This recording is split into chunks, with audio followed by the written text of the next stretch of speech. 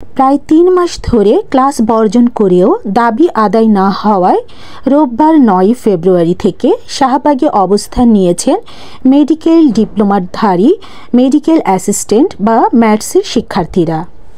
তারা ঘোষণা দিয়েছেন, যতদিন দাবি মানা না হবে ততদিন তারা ঘরে ফিরবেন না। শিক্ষার্থীদের প্রধান দাবি উপসহকারী কমিউনিটি মেডিকেল অফিসার পদে অনতিবিলম্বে নিয়োগ এবং নতুন পদ সৃষ্টি।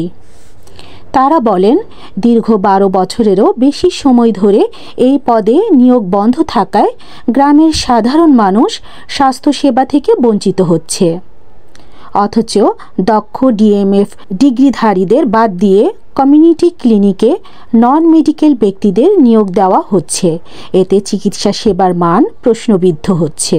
তাদের দাবিগুলো হলো প্রতিষ্ঠানের নাম ও কোর্স কারিকুলাম সংশোধন, ক্লিনিক্যাল বিষয়ে উচ্চশিক্ষার সুযোগ প্রদান, স্বতন্ত্র medical education board of Bangladesh গঠন। এদিকে আন্দোলনকারীরা স্বাস্থ্য মন্ত্রণালয়ের দিকে যাওয়ার সময় পুলিশ তাদের বাধা দেয় এবং লাঠিচার্জ করে। এতে কয়েকজন শিক্ষার্থী আহত হন বলে জানা গেছে।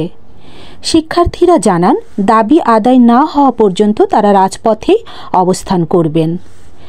সরকারি পক্ষ থেকে এখনও কোনো আনুষ্ঠানিক প্রতিক্রিয়া পাওয়া যায়নি। তবে আন্দোলনকারীদের এই বিক্ষোভ কতদিন চলবে তা সময়ই বলে দিবে। Desk news, Nirala TV.